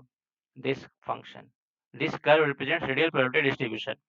प्रोबेबिलिटी कैसे डिस्ट्रीब्यूट हो रही है इलेक्ट्रॉन की। देखो कहीं पे प्रोबेबिलिटी कम है, बहुत ज्यादा कम है, r इक्वल टू 0 पे, किसी r की वैल्यू प्रोबेबिलिटी मैक्सिमम है प्रोबेबिलिटी, और फिर वो जो है एक जगह पे जाके खत्म हो गई प्रोबेबिलिटी इलेक्ट्रॉन के मिलने की। तो ये दिखा रहा है कि इलेक्ट्रॉन किसी एक जगह पे फिक्स नहीं है, वो पूरे स्पेस में है, बट कहीं पे उसके मिलने की प्रोबेबिलिटी ज़्यादा है और कहीं पे उनके मिलने की प्रोबेबिलिटी कम है। तो ये है रेडियल प्रोबेबिलिटी डिस्ट्रीब्यूशन कर्व। तो इस कर्व से हम जो है ना एक डॉट पॉपुलेशन प्लॉट तैयार करते हैं, जो आप यहाँ पे देख रहे हो। देखो यहाँ पे न्यूक्लियस सेंटर में प्रोबेबिलिटी पहले 0 है यहाँ पे मिलने की, फिर थोड़ी-थोड़ी बढ़ रही है, कहीं पे मैक्सिमम है, फिर घट रही है, ठीक है? फिर घट रही है। फिर मैक्सिमम प्रोबेबिलिटी जहाँ पे है ना, जहाँ पे 90% चांस है इलेक्ट्रॉन के मिलने का, उसको हम कॉन्टोर प्लॉट से दिखाते हैं। जब भी आप 3 डायमेंशनल चीज़ों को 2 डायमेंशनल प्लेन में दिखाते हो ना, तो वहाँ पे आप कॉन्टोर प्लॉट्स यूज़ करते हो। तो देखो आपने अगर नहीं इसका नाम सुना है, तो आप याद करो, आप एटलस वगैरह पढ़े हो ना, आप मैप्स को देखते हो एटलस में, तो मैप्स में भी जो माउंटेन्स वगैरह होते हैं या जो चीज़ें होती हैं, उनको हम कॉन्टोर प्लॉट्स के थ्रू थ्रू ही दिखाते हैं। मतलब 3 डायमेंशनल ऑब्जेक्ट्स के हम 2 डायमेंशनल प्लॉट्स बनाते हैं, तो ये कॉन्टोर प्लॉट कहलाता है। एंड हम सेम टाइप का प्लॉट जो है ना इलेक्ट्रॉन के डिस्ट्रीब्यूशन के लिए भी बनाते हैं। सो this is equal probability contour plot. अब एक टर्म आपको पता होना चाहिए, नोडल जोन क्या होता है। तो एक ऐसा रीजन जहाँ पे स्पेस का ऐसा रीजन जहाँ पे ऑर्बिटल एक ऐसा रीजन ऑर्बिटल के अंदर स्पेस में जहाँ पे इलेक्ट्रॉन की पाए जाने की प्रोबेबिलिटी बहुत ही कम होगी, नेग्लिजिबल होगी। बिल्कुल जीरो नहीं बता रहा हूँ, क्या बता रहा हूँ, नेग्लिजिबल होगी, ठीक है। तो इसका क्या यूज है, आगे आगे वाले हम देखते हैं आगे वाले टर्म में। तो देखो अगर आप 2s के लिए ये चीजें ड्रॉ करो ना, तो 2s के लिए जो साई आर का जो फंक्शन होता है, ये कुछ इस तरह का होता है। तो ये कह रहे हो कि कैसे आ रहा है, अगर ऐसा सोच रहे हो तो देखो, आपको मैंने सॉल्यूशंस यहाँ पे दिखाए थे ना, तो ये साई 1s के लिए जो सॉल्यूशन है कुछ इस तरीके का है। तो मैंने इसी को r के साथ प्लॉट किया है, इसको मैंने प्लॉट किया r के साथ, तो हमें ये वाला मिला, ये वाला कर्व मिला, जो पहला वाला कर्व है, दिस वन। अब 2s वाले को जब हम प्लॉट करेंगे r के साथ, तो इसमें कुछ नेगेटिव वैल्यूज भी जाएगी कहीं पे किसी रेंज में, इसलिए अब आपको ऐसा प्लॉट मिल रहा है, ठीक है। अब इसका आप स्क्वायर कर दो, तो जो नेगेटिव वाला पार्ट है वो चला जाएगा पॉजिटिव में, तो कुछ ऐसा आपको मिल जाएगा, ठीक है। अब डीवी और आर का प्लॉट तो ये होता है। अब क्या करो, आप इस फंक्शन को और इस फंक्शन को क्या करो, मल्टीप्लाई कर दो, साई स्क्वायर डीवी, जो कि क्या होती है, प्रोबेबिलिटी होती है किसी भी वॉल्यूम में इलेक्ट्रॉन के पाए जाने की। तो वो कुछ आपको कैसी मिलेगी, वो कुछ ऐसे ऐसी मिलेगी आपको। देखो यहाँ पे मैक्सिमम है, यहाँ पे 0 है, तो मैक्सिमम इंटू 0 क्या हो जाएगा, 0। तो यहाँ पे 0 से शुरुआत होगी, फिर एक जगह मैक्सिमम मिलेगा, फिर 0 होगा, फिर मिनिमम मिलेगा, फिर मैक्सिमम मिलेगा, फिर घट जाएगा प्रोबेबिलिटी। साई स्क्वायर डीवी का कुछ ऐसा डिस्ट्रीब्यूशन बनेगा। तो this is the radial probability distribution. अगर इसके बेसिस पे हम क्या करेंगे, हम डॉट पॉपुलेशन डायग्राम बनाएंगे, तो कुछ ऐसा होगा। ऐसा क्यों हो रहा है, क्योंकि कहीं पे एक जगह पे ऐसा हो रहा है कि r equal to some value पे प्रोबेबिलिटी इलेक्ट्रॉन के मिलने की 0 हो जा रही है, देखो इस रीजन में। इसलिए इस ऑर्बिटल के अंदर, इस ऑर्बिटल के रीजन के, देखो ये डिस्ट्रीब्यूशन एक ऑर्बिटल रिप्रेजेंट कर रहा है, और इस ऑर्बिटल के अंदर एक ऐसा रीजन है जहाँ पे r इक्वल टू कुछ ऐसा रीजन है जहाँ पे साई स्क्वायर डीवी 0 है, तो वहाँ पे इलेक्ट्रॉन नहीं मिलेगा। तो देखो वो रीजन यहाँ पे आपको इस ब्लैंक स्पेस में दिख रहा है, ठीक है।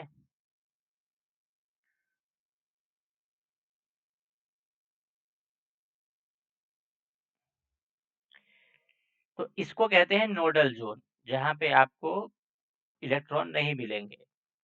और नोडल जोन को ही यहाँ पे हम कहेंगे रेडियल नोड। ये क्या है, रेडियल नोड है, ठीक है। तो ये 2s वाला डायग्राम हो गया। 1s में कोई भी नोड प्रेजेंट नहीं था, रेडियल नोड, लेकिन 2s में एक रेडियल नोड प्रेजेंट है। अब 2p को ड्रॉ करते हैं। 2p का जो फंक्शन है वो कुछ इस तरीके का है, 1/√3 z/2a0 into 3/2 zr/a0 exponential minus zr/2a0।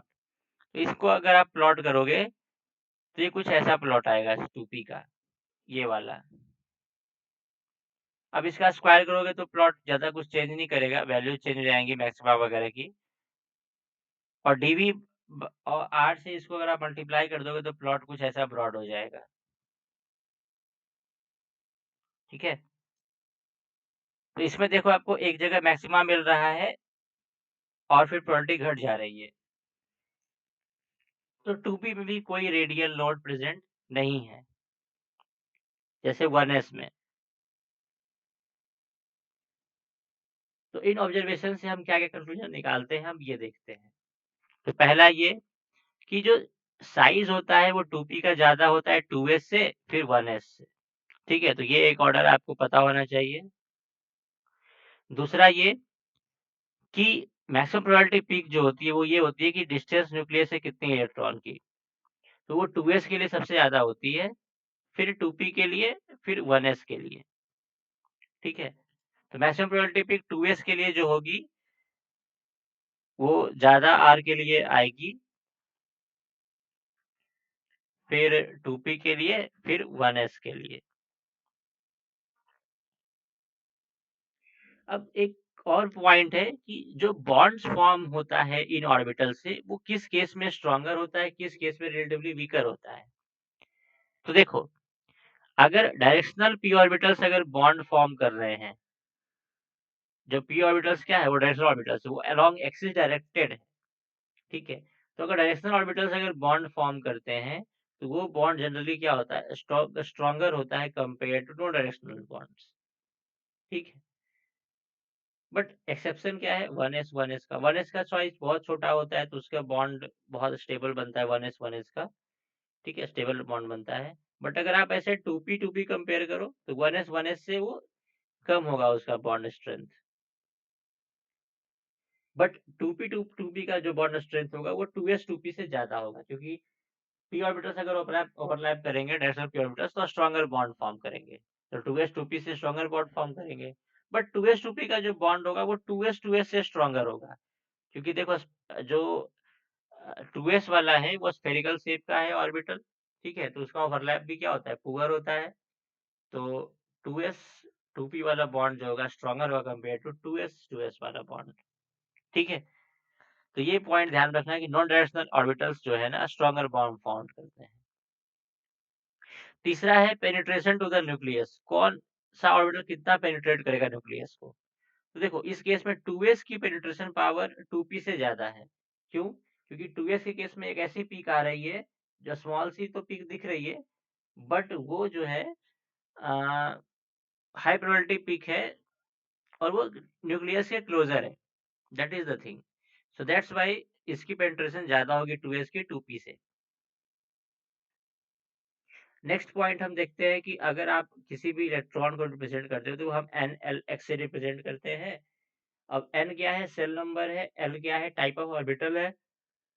तो अगर सेल नंबर 1 है तो टाइप ऑफ ऑर्बिटल क्या होगा, एस। एल की वैल्यू अगर 0 है, ऑर्बिटल की टाइप क्या हो जाएगी, एस। एल की वैल्यू अगर 1 है तो, और एन की वैल्यू कुछ भी रहे, तो ऑर्बिटल की टाइप क्या हो जाएगी, p. Then d, then s p d, and then f g h, ऐसे ही। ठीक है? तो ये वाला पॉइंट तो आप सबको पता होता है पहले से ही। नेक्स्ट देखते हैं। तो जो आपने रेडियल प्रोबेबिलिटी डिस्ट्रीब्यूशन कर्व्स देखे थे ऊपर में, उसमें एक बात नोट करने वाली थी कि जो नंबर ऑफ पीक्स हैं वो n माइनस एल है, और जो नंबर ऑफ नोड्स है वो n माइनस एल माइनस 1 है। तो अगर आपको ये दो चीजें पता है, तो आप किसी भी ऑर्बिटल के लिए रेडियल प्रोबेबिलिटी डिस्ट्रीब्यूशन डायग्राम बना सकते हो। जैसे मैंने बनाया भी है 1s के लिए, n equal to 1, l equal to 0, peaks कितनी होंगी, n minus l, that is 1, और नोड्स कितनी होंगी, 1 माइनस 1, दैट इज 0। तो इसमें कोई नोड नहीं है। सेकंड है 2s का। तो इसमें देखो एक नोड मिल रहा है आपको। क्यों? क्योंकि यहाँ पे n माइनस एल क्या हो जाएगा, 1, और n माइनस एल माइनस 1 क्या हो जाएगा, 1। सॉरी, n माइनस एल क्या हो जाएगा यहाँ पे, 2, but n minus L minus 1 क्या हो जाएगा यहाँ पे, 1। सो this is a probability distribution of 2s, जहाँ पे एक नोड होगा। 2p में कितना हो जाएगा, 2p में एक नोड और 0, एक पीक होगी और 0 नोड होगी। एक पीक और 0 नोड। तो देखो एक पीक आ गया 2p में और नोड यहाँ पे है ही नहीं। नोड कहाँ होगा? जहाँ पे ग्राफ कहीं पे 0 को टच कर रहा है दोबारा। देखो 3p में क्या हो गया?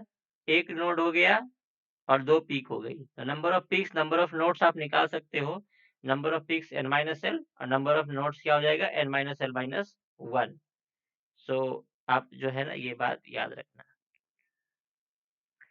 अब ये रेडियल नोड्स यहाँ पे हमने चर्चा कर ली थी।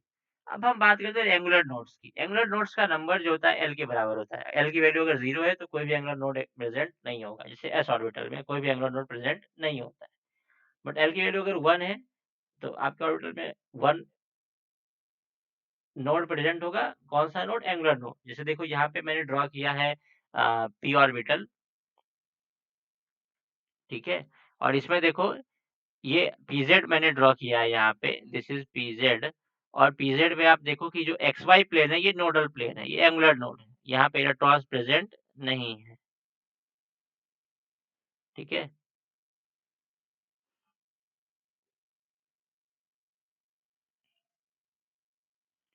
सो इसी तरीके से s ऑर्बिटल में कोई एंगुलर नोड नहीं होगा। p ऑर्बिटल में हर ऑर्बिटल के लिए एक नोडल प्लेन होता है, तो वो एंगुलर नोड हो गया आपका। तो p ऑर्बिटल में एक एंगुलर नोड आपको मिलेगा। px के लिए एंगुलर नोड क्या हो जाएगा? yz plane. py के लिए क्या हो जाएगा? zx plane. और pz के लिए yx प्लेन, जो वाले उसमें नहीं है। अब डी ऑर्बिटल में कितने नोड हो जाएंगे angular node? l equal to 2 होता है डी के लिए, तो एंगुलर नोड भी 2 हो जाएगा। कैसे कैसे होगा?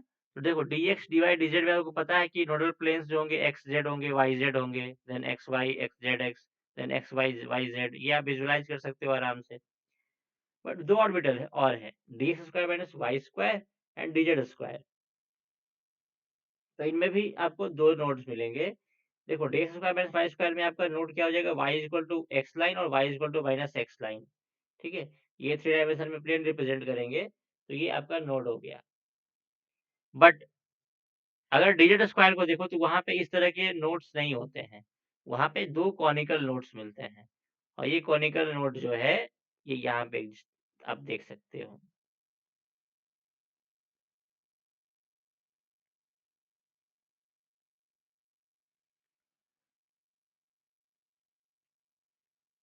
तो इसी तरीके से सारे नोड्स में कितने हो गए? दो नोड्स प्रेजेंट हो गए। कैसे? दो एंगुलर नोड्स, ठीक है। रेडियल नोड्स की चर्चा हो गई। n-l minus 1, that is radial nodes, and angular nodes is equal to number of l, the value of l। तो ये आपको पता होना चाहिए हमेशा के लिए। The next thing is quantum numbers. अब इतना सारा सॉल्यूशन हमने किया श्रोडिंगर वेव इक्वेशन का, तो उसमें हमें क्वांटम नंबर्स नेचुरली प्रेजेंट मिले थे, ठीक है। तो नेचुरली प्रेजेंट अगर वहां पे क्वांटम नंबर तो सिग्निफिकेंस कुछ ना कुछ तो होगा। तो अब हम बात करते हैं क्वांटम नंबर्स के फिजिकल सिग्निफिकेंस की, ठीक है। तो हमारा छठा टॉपिक जो है वही है कि हम क्वांटम नंबर्स का फिजिकल सिग्निफिकेंस क्या है।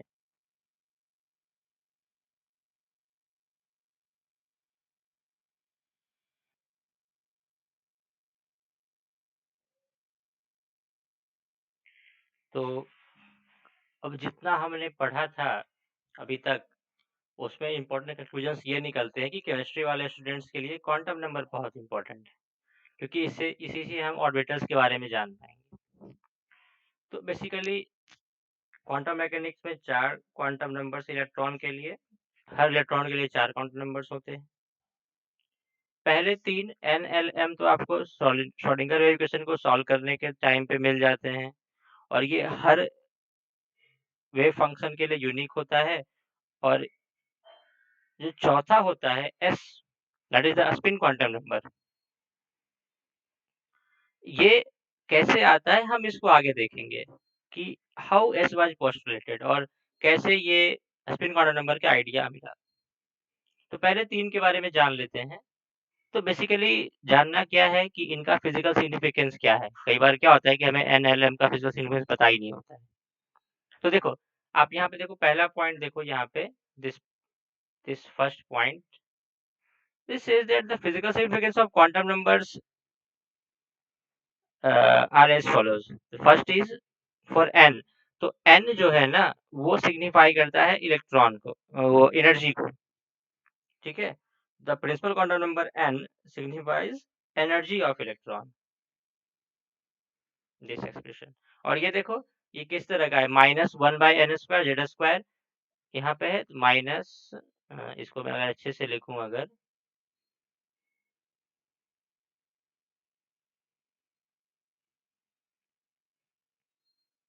देखो ये ऊपर में z² में, और फिर n² है, और यहाँ पे कुछ टर्म्स हैं, कांस्टेंट टर्म्स हैं। तो याद है आपको बोर्स थ्योरी में भी यही वाला तो मिला था, बोर्स मॉडल में भी तो कुछ ऐसा ही मिला था, -13.6 z²/n² इलेक्ट्रॉन वोल्ट। तो हाइड्रोजन लाइक एटम्स के लिए भी देखो ऐसे ही एनर्जी कुछ मिलती है ना।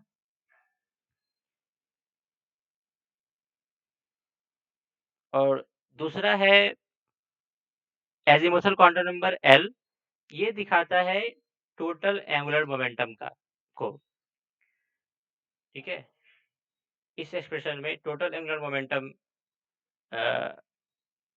को डिनोट करता है L।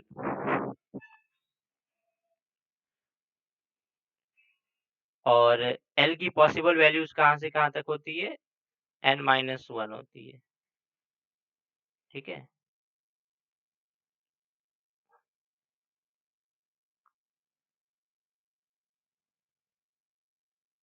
अब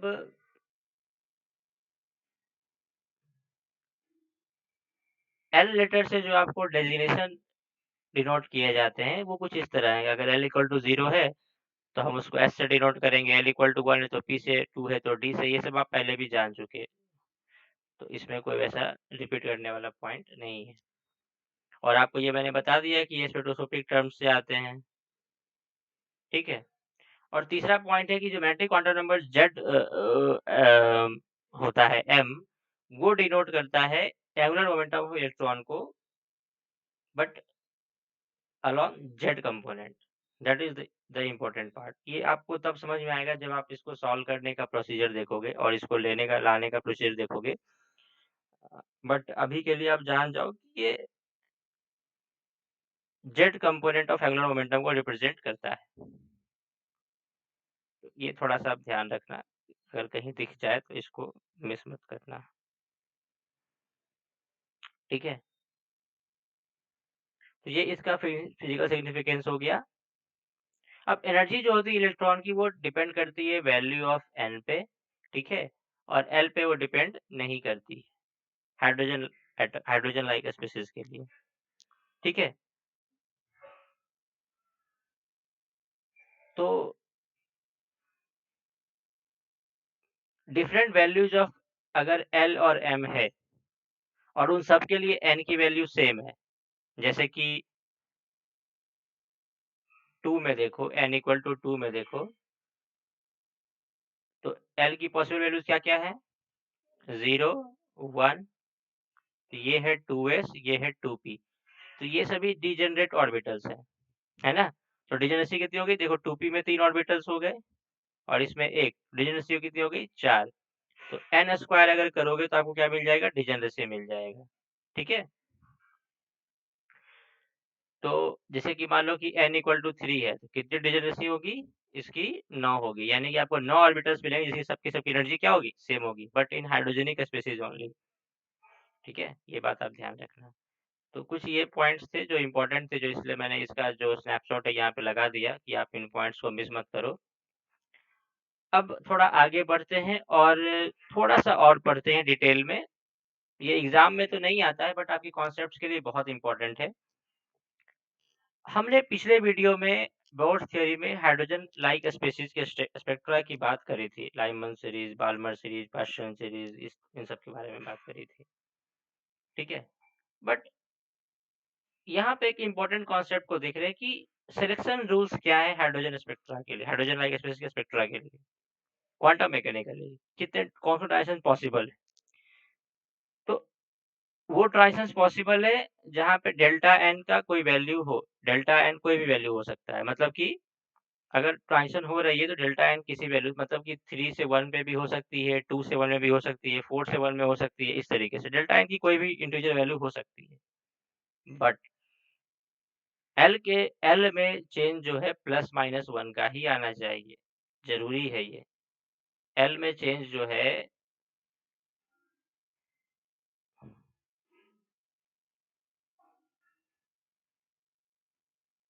Again, this pen is not working.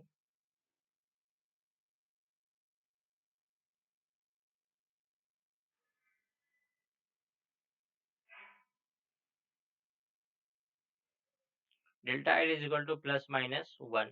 So what does this mean? This means that कोई भी ट्रांजिशन 1s से 2s में या 2s से 1 में नहीं होगा, क्योंकि L की वैल्यू में कोई चेंज नहीं आ रहा है, लेकिन 1s और 2p में हो सकता है। ठीक है, 1s से 3d में नहीं होगा, क्योंकि L की वैल्यू में कितना चेंज आ रहा है, 2 का चेंज आ रहा है, जो कि पॉसिबल नहीं है ना।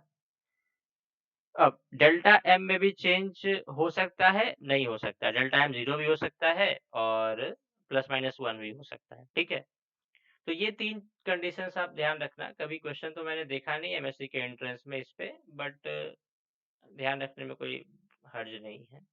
ठीक है, तो जैसे अब ये जो स्पेक्ट्रा है हाइड्रोजन लाइक स्पीशीज का, कौन कौन से पॉसिबल ट्रांजिशन है वो मैंने यहाँ पे एक स्नैपशॉट ले रखा है, आप इसको देखो यहाँ पे n इक्वल टू 1 है, यहाँ पे n इक्वल टू 2 है,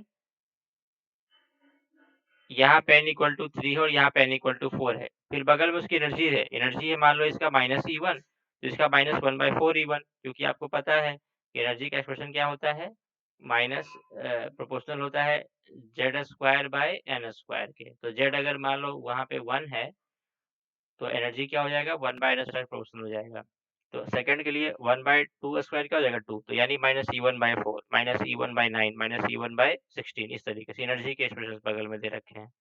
फिर यहाँ पे जो ऑर्बिटल्स वहाँ पे हैं वो प्रेजेंट है, उसके बारे में बता रखा है। तो देखो यहाँ पे एक s ऑर्बिटल है, यहाँ पे एक s है और यहाँ पे 3 p ऑर्बिटल्स हैं। देन थर्ड लेवल पे एक s, 3 p, 5 d orbitals. Then fourth में इस तरीके से। तो देखो जो 1 में ट्रांजिशन हो रहा है वो कहाँ से हो रहा है, s में, क्योंकि ये तो s है, ये 1s ऑर्बिटल है। तो यहाँ पे देखो p से ट्रांजिशन हो रहा है, 4p से हो रहा है, मतलब 3p से भी हो रहा है। ठीक है, और 2p से भी ट्रांजिशन हो रहा है। 3 ट्रांजिशन यहाँ पे हो रहे हैं। तो डेल्टा n तो एनी वैल्यू पॉसिबल है, एन इंटीजर पॉसिबल है। तो देखो यहाँ पे आपको दिख भी रहा है इस डायग्राम में। और दूसरा ये कि अब देखो 2s में कौन कौन से ट्रांजिशन हो रहे हैं। देखो यहाँ ध्यान रखना है कि देखो 1s से 1s में कोई लाइन नहीं गई है, ये देखो कहीं ऐसा कुछ नहीं हुआ है। ठीक है ना, क्योंकि ये फॉरबिडन ट्रांजिशन है। अब यहाँ पे देखो 3p की, अब सबकी वैल्यूज जो है एनर्जी की सेम है, इसलिए हमने इसको सेम लेवल पे ले रखा है। तो s में ट्रांजिशन देखो कहाँ से हो सकता है, 2s में, ये 2s है आपका, इसमें ट्रांजिशन कहाँ से हो सकता है, p से हो सकता है। d से नहीं होगा, p से होगा। और p की कौन वाले p से होगा, या तो 3p से हो सकता है या फिर 4p से हो सकता है, क्योंकि l n में तो कोई भी चेंज आ सकता है। तो ये वाले ट्रांजिशन पॉसिबल है यहाँ पे। ठीक है, तो एक 4p से हो सकता है, एक 3p से हो सकता है। अब 2p में ट्रांजिशन कहाँ से हो सकते हैं, ट्रांजिशन हो सकते हैं 3s से, 4s से, या फिर p से तो होगा नहीं क्योंकि l में कोई चेंज नहीं आ रहा है, तो कहाँ से होगा, d से होगा। तो 3d से हो सकता है या 4d से हो सकता है। ठीक है, तो ये आपको दिख रहा है इस डायग्राम में। ठीक है, आगे बढ़ो तो आपके पास डी में ट्रांजिशंस कहाँ से होंगी। देखो एसपी का तो हमने बात कर ही लिया, डी में कहाँ से हो सकती है, डी में ट्रांजिशंस पी से हो सकती हैं और एफ से हो सकती हैं, पी से या एफ से। ठीक है, 2p में कहाँ से हो सकता है, एस से और डी से। तो पी डी में कहाँ से हो सकता है, पी से और एफ से। ठीक है, तो ये ट्रांजिशंस पॉसिबल है, इसका आप ध्यान रखना। बट ये मैंने इसलिए पढ़ाया क्योंकि मुझे आपको ये बताना है कि जीमान इफेक्ट क्या होता है। तो अगर आप कोई मैग्नेटिक फील्ड लगाते हो तो आपने पढ़ा था कि उसमें जो है ना स्प्लिटिंग हो जाती है लाइंस की, उसको एक्सप्लेन नहीं कर पाता था हाइड्रोजन एटम का बोर्ड्स मॉडल। तो मैं वही समझा रहा हूँ कि बोर्ड्स मॉडल आखिर क्यों एक्सप्लेन नहीं कर पा रहा था, क्योंकि उसमें इन कॉन्सेप्ट्स के बारे में पता ही नहीं था, एसपीडीएफ के बारे में, है ना। हम वहाँ पे n = 1 = 2 बस जानते थे। तो वहाँ पे 1 लाइन पॉसिबल थी। जैसे देखो सेकंड लेवल पे 2p से मान लो कि ये ट्रांजिशन हो रही है 1s में, ठीक है, ये ऑल आउट ट्रांजिशन है तो हो रहा है। मान लो कि कोई फील्ड अभी अप्लाई नहीं किया गया है, तो ये एक लाइन दिखाएगा, ठीक है। लेकिन जैसे ही आप मैग्नेटिक फील्ड अप्लाई करते हो तो क्या होता है कि 2p की डिजेनरेसी जो होती है डिस्ट्रॉय हो जाती है और ये 3 ऑर्बिटल्स में 3 डिजेनरेट लेवल्स में ब्रेक हो जाता है। एक जगह पे m इक्वल टू -1 है, दूसरे पे m इक्वल टू 0 है, तीसरे पे m इक्वल टू +1 है। और यहाँ से 3 पॉसिबल लाइन्स आपको दिख सकती हैं। तो ये जो लाइन की स्प्लिटिंग हुई ये कैसे हुई? ये मैग्नेटिक फील्ड लगाने से। मैग्नेटिक फील्ड लगाने से होता क्या है बेसिकली कि न्यूक्लियस और इलेक्ट्रॉन जो है डिफरेंट डायरेक्शंस में ओरिएंट हो जाएंगे, तो एनर्जी डिस्ट्रीब्यूशन वहाँ पे हो जाएगा, मतलब फील्ड के वजह से। और इस वजह से जो है ना डिजेनरेसी ब्रेक हो जाती है उन ऑर्बिटल्स की जिनमें स्पेशियल ओरिएंटेशन डिफरेंट होता है जिनका, ठीक है। तो इस वजह से जो है ना आप जीमान इफेक्ट ऑब्जर्व करते हो। और इसी के एनालोगस एक इफेक्ट है उसे कहते हैं स्टार्क इफेक्ट। स्टार्क इफेक्ट जो है क्या है? स्टार्क इफेक्ट है electrical analogous of Zeeman effect.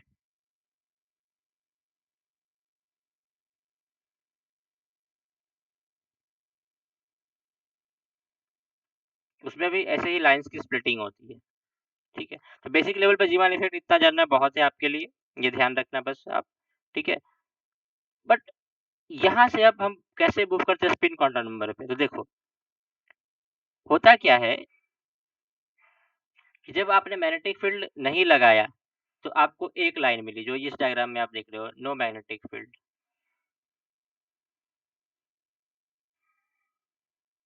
Magnetic field अब यहाँ पे आपने लगा दिया, ठीक है। जब मैग्नेटिक फील्ड आपने लगा दिया तो आपको 3 लाइंस मिलनी चाहिए थी, ठीक है, जो वो पॉसिबल भी है क्योंकि p ऑर्बिटल्स 3 डिजिट ऑर्बिटल्स में ब्रेक हो जाएंगे। But actually number of lines जो हमेशा से मिल रहे थे एक्सपेरिमेंटली वो 6 मिल रहे थे। ये डबलेट्स लाइन बहुत ज्यादा मिल रही थी और इसका कोई एक्सप्लेनेशन नहीं था। हाइड्रोजन स्पेक्ट्रम में ये डबलेट लाइंस मिल रही थी तो इनका कोई एक्सप्लेनेशन नहीं था। जब फाइन स्टडी करी गई स्पेक्ट्रम की तो डबलेट लाइंस आपको दिख रही थी। तो इसका ये कंक्लूजन निकाला गया कि ना ही सिर्फ ये ऑर्बिटल का मोमेंटम यहाँ पे अलग है, बल्कि हर इलेक्ट्रॉन के पास 2 तरह के spin momentum, spin angular momentum है, ठीक है, प्लस हाफ और माइनस हाफ। इसका कोई क्लासिकल एनालॉग नहीं है, ठीक है, ये सिर्फ क्वांटम मैकेनिक्स में अपीयर होता है। और इनके वजह से आपको क्या होगा ना कि आपके पास 2 लाइन्स होंगी। इस तरह से जो 3p लेवल्स है वो एक्चुअली 6 डिजेनरेट ऑर्बिटल्स में ब्रेक हो जाती है। 2-2 अगर आप स्पिन को कंसीडर करो तो, ठीक है, जिसमें कि 3 ये एक प्लस हाफ वाले में फिर माइनस हाफ वाले में, ठीक है, इस तरीके से। तो ये 6 नहीं, यहाँ पे ये 5 ऑर्बिटल्स में यहाँ पे डिजेनरेट ऑर्बिटल्स में डिफरेंट ऑर्बिटल्स में यहाँ पे ये टूट जाते हैं, ठीक है। तो ये जो डिजेनरेसी यहाँ पे जब खत्म होती है इन ऑर्बिटल्स की because of the spin off the electron, तो आपको ये डबलेट्स मिलता है, ठीक है। और यहाँ पे देखो 6 लाइंस आपको मिल रही हैं। तो ये एक एक्सपेरिमेंटल ऑब्जर्वेशन है और इसका थ्योरेटिकल जो कंसिडरेशन है वो ये आया कि हमें इलेक्ट्रॉन को एक स्पिन देना होगा, ठीक है। हम इलेक्ट्रॉन के बारे में अगर डिस्कस करेंगे तो उनमें एक ऑब्वियस ही एक स्पिन है जिसकी वजह से ये हो रहा है। और इसको फिर एक्सपेरिमेंटली प्रूव भी किया गया था स्टर्न गेरलाच एक्सपेरिमेंट के थ्रू। इसमें उसने क्या किया कि एक सोडियम एक सिल्वर आयन के बीम सोर्स, सिल्वर एटम्स के बीम सोर्स को लिया और उसका मैग्नेटिक फील्ड से पास कराया, परपेंडिकुलर मैग्नेटिक फील्ड से। तो कुछ सिल्वर एटम्स इधर पास हो रहे थे, कुछ सिल्वर एटम इधर पास हो रहे थे, कुछ इधर जा रहा है, कुछ इधर जा रहा है। सिल्वर एटम में तो क्लोज सेल के बाहर एक ही इलेक्ट्रॉन मौजूद है एस ऑर्बिटल में, तो फिर आपको 2 डायरेक्शन में क्यों सिल्वर एटम्स आते हुए मिल रहे हैं? दैट इज बिकॉज एक ही ऑर्बिटल में एक इलेक्ट्रॉन है, उसके 2 पॉसिबल स्पिन है, एक प्लस हाफ वाला एक माइनस हाफ वाला। दैट्स व्हाई ये 2 डायरेक्शन में जा पा रहा है। और मैग्नेटिक फील्ड के प्रेजेंस में ये जो है ना जो प्लस हाफ जो एक नेगेटिव को अट्रैक्ट हो रहा है और एक नॉर्थ पोल को अट्रैक्ट हो रहा है, एक साउथ पोल को अट्रैक्ट हो रहा है। So this is the thing that Stern Gerlach experiment proved. और यहीं से एक कंक्लूजन निकला कि electron has 2 types of spin, 2 different type of spin, plus half and minus half.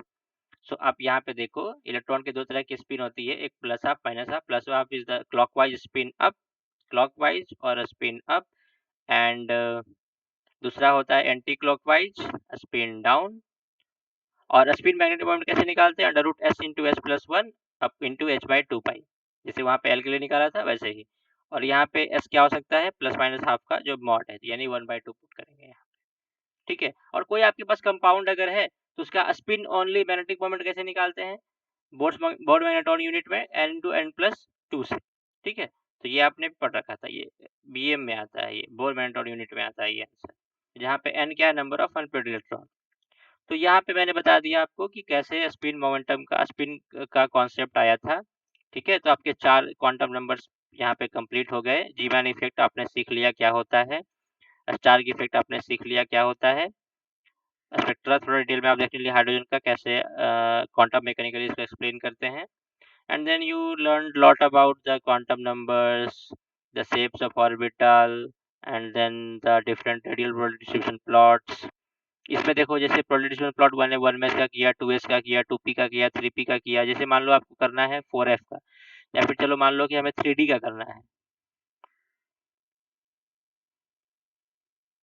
ठीक है। तो 3d का कैसे करेंगे? यहाँ पे n इक्वल टू 3 हो जाएगा, l इक्वल टू 2 हो जाएगा, तो n माइनस l क्या हो जाएगा? 3 माइनस 2 दैट इज 1। तो एक पीक आएगी और 1 माइनस में 0, यानी कि वहाँ पे कोई भी नोड नहीं होगा। तो इस तरीके से आप कोई भी इस तरीके का प्लॉट कर सकते हो, ठीक है। जैसे मान लो कि आपको 4f का निकालना है, तो कैसे निकालेंगे 4f का? मान लो आपको 4f का निकालना है, तो यहाँ पे n इक्वल टू क्या हो जाएगा इसका? 4, l इक्वल टू क्या हो जाएगा इसका? 3, l माइनस l क्या हो जाएगा? Number of peaks. तो पीक्स कितने हो जाएंगे इसमें? 1, और n माइनस l माइनस 1 क्या हो जाएगा? 0। यहाँ पे नोट्स क्या हो जाएंगे? 0। तो आप ये वाला प्लॉट कर लोगे। आप कैसे करोगे? एक पीक, बस एक पीक, नो नोट्स, तो आ गया आपका रेडियल प्रोबेबिलिटी डिस्ट्रीब्यूशन। तो किसी भी ऑर्बिटल के लिए आप ये कर लोगे आप, तो ठीक है ना, इस तरीके से। तो ये आप ध्यान रखना। तो नंबर ऑफ रेडियल नोट्स कितने होंगे? n minus l। Number of angular notes कितने हो गए? l। तो टोटल नोट्स कितने हो गए? n minus l plus l that is n।